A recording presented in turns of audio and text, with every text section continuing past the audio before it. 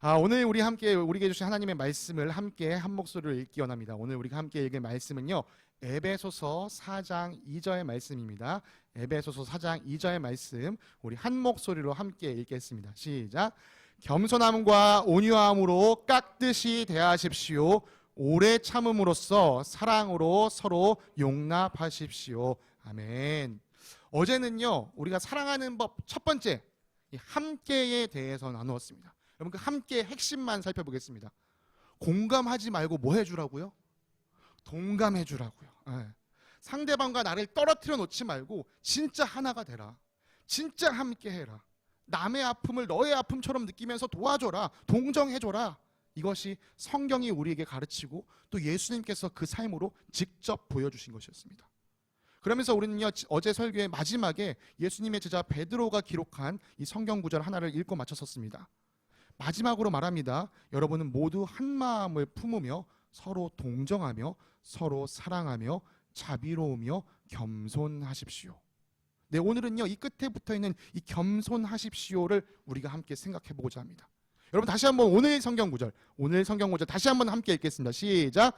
겸손함과 온유함으로 깍듯이 대하십시오. 오래 참음으로써 사랑으로 서로 용납하십시오. 아멘.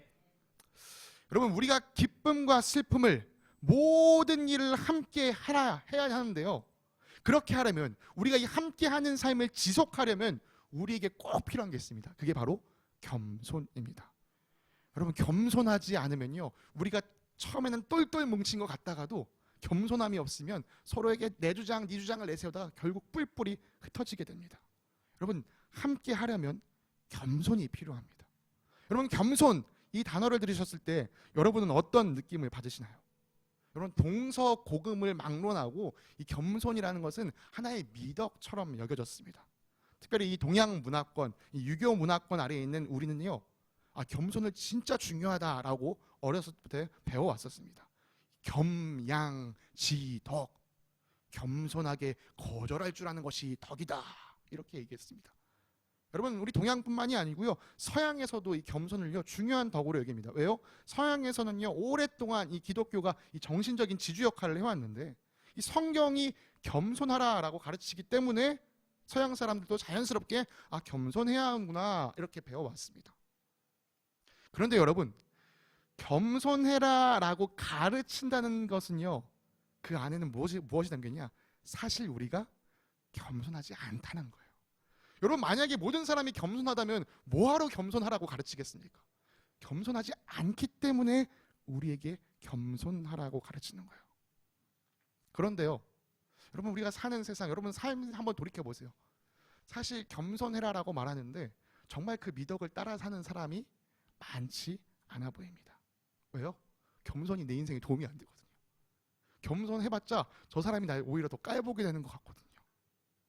그래서요, 이 세상을 살아갈 때요, 겸손하기를 택하기보다 우린 당당하기를 택합니다. 우리가 사는 세상의 많은 법칙이요, 이 약육강식의 법칙을 따라가고 있기 때문이에요. 내가 겸손하다는 인식을 줘서 누군가에게 얕잡아 보이면 나는 곧 잡아먹힐 수 있겠구나, 이런 생각 때문에요, 약자로 비치기보다는 강자로 비치는 걸 선호합니다. 여러분, 옛날에는요, 정말 이 말 그대로 이 물리적인 힘, 이 힘이 권력의 지표이던 때가 있었습니다. 힘이 센 사람이 그 마을의 지도자가 되는 이런 일들이 있었어요. 여러분, 그런 시대에는요, 겸손은 미덕이 아니라 약점이었습니다. 힘이 없는 자들, 경쟁에서 이길 수 없는 사람들이 그 처지에 맞게 사는 게 겸손이었어요. 그래서 세상을 지배하는 승리자들은요, 그들이 눈에 보기에는 겸손, 아이고 그 약자들이나 자기 위안하려고 그렇게 말하는 거지, 이렇게 생각했었습니다.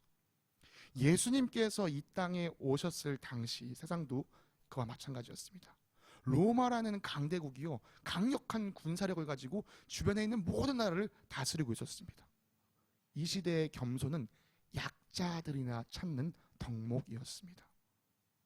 이처럼 오랜 시간 동안 사람들은 겸손을 지향해 왔지만 실제로 이 세상 안에서 겸손을 따라 사는 사람은 많지 않았습니다.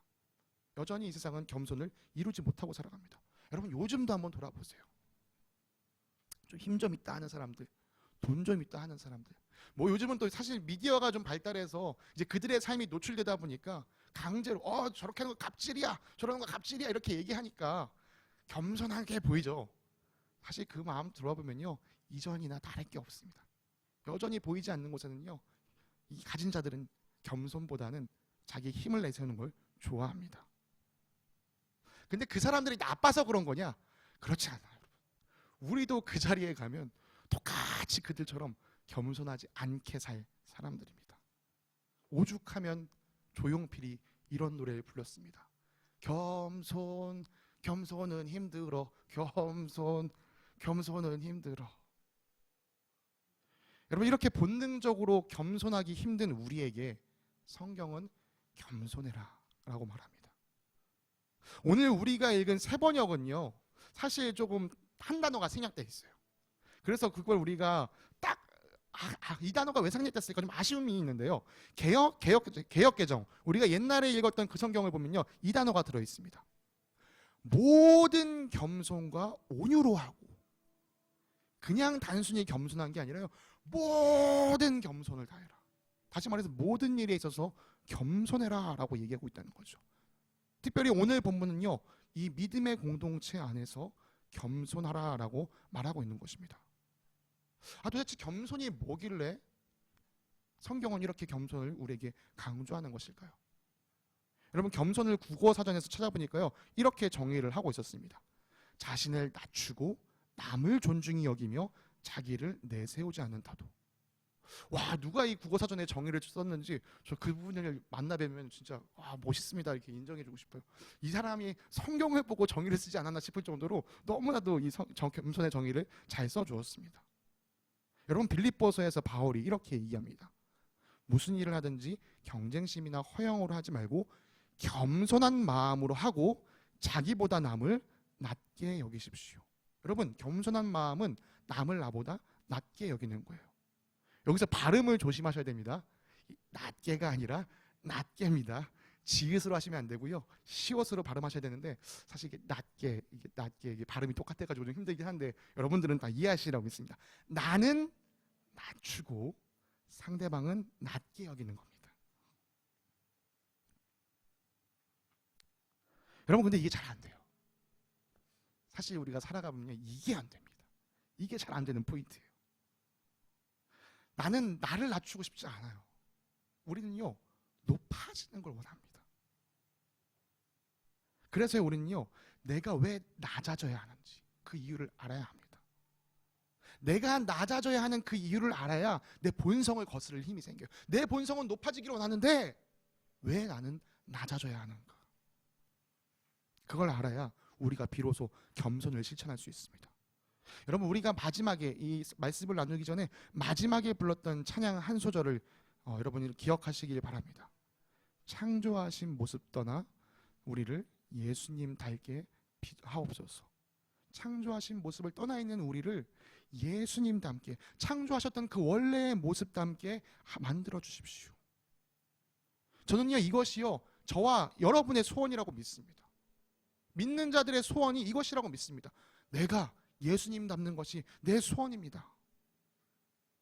여러분, 이것이 소원이라면요, 우리는 반드시 겸손해져야 됩니다. 왜요? 예수님이 겸손한 분이셨기 때문이죠.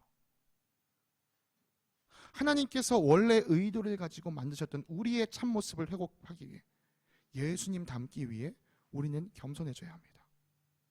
여러분, 제가 첫날에도 말씀드렸지만 저의 목회의 목표는 하나님을 기쁘시게 하고 또 여러분을 행복하게 하는 것입니다. 제가 자신 있게 말씀드릴 수 있는 건요, 여러분이 예수님 닮은 삶을 살아갈 때 하나님이 기뻐하시고 또 여러분의 삶이 행복해집니다. 제가 여러분께 한 가지 좀 질문을 드리고 싶습니다. 여러분은 이 사람 사이에서, 사람과 사람 사이에서, 이 관계 안에서 언제 화가 나시나요? 만약에 사람과 사람 사이에서 이 관계 안에서 화가 날 일이 없다?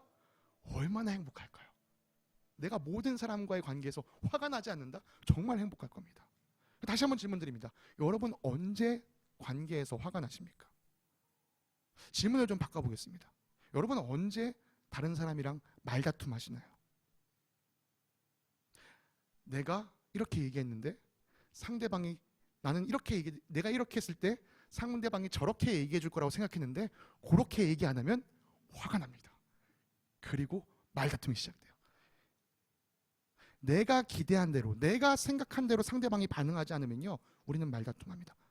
관계 안에서요, 똑같습니다. 언제 우리가 화가 나죠? 관계 안에서 내가 기대하는 행동을 상대방이 해주지 않을 때, 내가 저 사람으로부터 이런 대접받기를 원하는데 그 사람이 그 대접해주지 않을 때, 나를 저런 취급할 때, 그때 우리는 화가 나고 다툼이 일어납니다. 내가 기대하기에는 저 사람이 나를 이렇게 대접해줘야 될 것 같은데 저렇게 취급해버리니까 화가 나는 거죠. 여기서 우리는 한 가지 생각해 봐야 됩니다. 왜 나에게는 이 어떤 기대가 있을까요? 여러분, 모든 사람은요, 좋은 대우를 받고 싶은 생각이 있습니다. 아, 누군가 나에게 좋은 대접을 해줬으면 좋겠어. 날 좋게 대우해줬으면 좋겠어. 난 이런 대접을 받았으면 좋겠어. 난 저런 취급을 받을 사람이 아니야. 이런 마음이 있기 때문에 우리 안에는 기대가 생기고요, 그 기대가 관계에서 채워지지 않으면 우리는 화가 납니다. 그런데요, 예수님을 살펴보면 다른 사람과의 관계 안에서 기대가 전혀 없는 사람처럼 보이세요. 인자는 섬김을 받으러, 이게 먼저 생각나요? 말씀이 안 넣었군요. 인자는 섬김을 받으러 온 것이 아니라 섬기러 왔으며 많은 사람을 위하여 자기 목숨을 몸값으로 치러주러 갔다. 예수님은요, 자기가 온 이유에 대해서요, 내가 섬김을 받으러 온 게 아니라 섬기러 왔다라고 말씀하세요. 이분은요, 애시당초에 섬김을 받을 생각이 없었습니다. 도리어 섬기기를 원하셨습니다.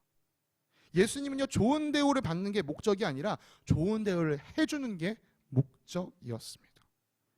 예수님은요, 다른 사람에게서 무엇을 받을 것을 기대하지 않으셨어요. 그러니까 화낼 이유도 없죠. 여러분, 이렇게 겸손한 자리를 택하면요, 관계 안에서 분노로부터 자유로워집니다. 분노할 일이 없어져요. 그런데 잠시만요. 그러면 뭐 나를 다 내주라는 겁니까? 남이 원하는 대로 나는 살아가야, 나는 뭐 그냥 종처럼 남이 원하는 일이 있으면 그대로만 해주고 살아가라는 얘기입니까? 나는 다 내 간과 쓸개 다 빼주고 남은 것 없이 살아가라는 얘기입니까? 여러분, 여러분이 겸손하게 살 때 무엇이 여러분에게 남는지 제가 성경 말씀을 통해서 확인시켜 드리겠습니다. 여러분, 방금 읽어드렸던 성경 말씀처럼요, 예수님의 겸손함은 이 단순한 섬김에서 그치지 않고요, 자기의 목숨을 내어주는 자리까지 이어집니다. 만약 예수님께서 겸손하지 않으셨다면요, 십자가를 지시는 일이 없었을 거예요. 아니, 겸손과 십자가가 무슨 상관입니까? 라고 생각하실 수 있지만요, 빌립보서에서 바울은 말합니다. 예수님은 하나님과 동등하시면서도 스스로 자기를 하나님보다 낮추셨습니다. 낮추셨기 때문에 하나님 뜻에 순종하셨습니다. 여러분, 예수님께서 붙잡히시던 날 밤 겟세마네 동산에서 기도하셨던 모습을 기억해 보세요. 예수님 뭐라고 기억하시죠? 뭐라고 기도하시죠? 아버지, 할 수만 있다면 이 잔을 제게서 옮겨주십시오. 예수님 십자가 지고 싶으셨나요? 아니요. 예수님도 십자가 지기 싫었어요. 아버지, 할 수만 있으면 제발 이 잔을 제게서 옮겨주십시오. 만약 예수님이 겸손하지 않았다면 이 자리에서 하나님과 말다툼했을 거예요. 꼭 이렇게만 해야 되는 겁니까? 그런데 예수님은 겸손한 분이셨습니다. 그래서 이 잔을 옮겨주십시오 라고 말하고도 곧바로 이렇게 기도하셨습니다. 내 뜻대로 마시고 아버지 뜻대로 해주십시오. 내 뜻대로 마시고 아버지 뜻대로 해주십시오. 그렇게 예수님은요, 자기의 유익을 주장하지 않고 좋은 대우를 주장하지 않고 겸손하게 하나님의 뜻을 따라 십자가를 지셨습니다. 십자가에 달려 무덤에 묻힌 예수님을 보면 겉봐라, 결국 간쓸게 다 빼주고 남은 게 아무것도 없지 않냐? 그렇게 말할지 모릅니다. 그런데 그렇지 않습니다. 그 무덤 가운데 있던 예수님을 하나님께서 부활시키셨습니다. 그리고 우리가 오늘 처음 불렀던 찬양처럼 예수님의 이름을 모든 이름 위에 뛰어난 이름으로, 가장 높은 이름으로 만들어 주셨습니다. 네, 이게 하나님의 원리입니다. 하나님은요, 자신을 낮추는 사람들을 기억하시고 그 사람들을 반드시 높여주십니다. 예수님은요, 사람들에게 기대하지 않았어요. 예수님은 하나님에게 기대했습니다. 그것을 아셨기 때문에 예수님은 십자가를 지시기 전에 제자들에게 이렇게 가르쳐 주신 거예요.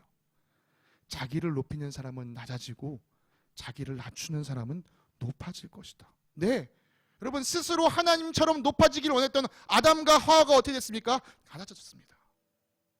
그런데 하나님과 동등하신 그 예수님께서 자기를 낮추시니까 어떤 일이 생겼습니까? 하나님께서 그를 지극히 높이셔서 모든 이름 위에 뛰어난 이름으로 만들어 주셨습니다. 주님 앞에서 자신을 낮추십시오. 그리하면 주님께서 여러분을 높여 주실 것입니다. 여러분, 예수님을 함께 믿는 이 공동체 안에서 나를 낮추고 남을 높이는 것은요, 사람 앞에서 하는 행동이 아니에요. 이 일은요, 이 공동체 안에 주님이 계시기 때문에 주님 앞에서 하는 겁니다. 여러분, 우리가 아까 불렀던 찬양 곰곰이 기억해 보세요.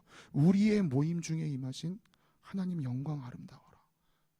여러분, 우리 눈에 보이지 않지만 이 모임 가운데 하나님이 함께 하십니다. 그래서 사람 앞에서 겸손한 게 아니라 그 하나님을 바라보면서 우리는 겸손한 겁니다.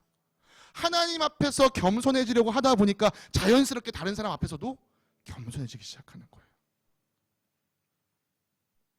여러분, 이 공동체에서 해야 할 겸손은 주님 앞에서 나를 낮추는 것입니다. 그 관계가, 그 믿음이 우리 안에 각자에게 있다면요, 계속해서 우리는요, 서로보다 내가 더 낮아지려 할 거고요, 남을 나보다 낮게 여기려고 할 것입니다. 여러분, 그렇게 되면요, 이 공동체 안에서는 아무리 겸손해져도 절대 마이너스가 나지 않습니다. 왜요? 내가 나를 낮추려 하는 것처럼 상대방도 계속해서 자기를 낮추기 때문이죠. 내가 분명 이 사람에게 내 걸 쏟아준 것 같은데 다시 저 사람이 자신의 것을 나에게 쏟아주기 때문이죠. 여러분, 우리가 같은 신앙, 같은 믿음이 있기 때문에 이 일이 일어날 수 있습니다. 행여나 저 사람이 아직 그럴 마음이 없어서 나에게 무언가 흘려보내주지 않는다 할지라도 여러분, 걱정하지 마십시오. 왜요? 우리의 기대가 사람에게 있는 것이 아니라 하나님께 있기 때문입니다. 내가 그렇게 낮아져도 주님께서는 나를 높여주실 것이기 때문입니다. 사랑하는 겨자씨 교인 여러분, 이 공동체에서는 나를 낮추는 것을 두려워하지 마시고 모든 겸손함과 온유함으로 서로에게 깍듯하게 대해주시기 바랍니다.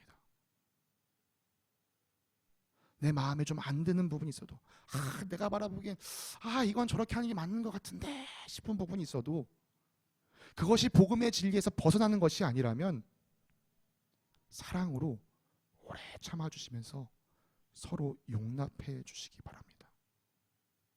여러분, 그렇게 하는 것이요, 오늘 우리가 함께 읽은 이 에베소서 4장 2절 뒤에 이어지는 3장의 말씀을 이루는 것입니다. 성령이 하나 되게 하신 것, 성령이 하나 되게 하신 이 겨자씨 교회를 우리가 힘써 지키는 길은 겸손하게, 온유하게, 서로를 사랑하러 오래 참아주면서 용납하는 일로만 가능합니다. 여러분, 제 소원이 있습니다. 우리가 반드시 이 일에 성공하기 원합니다.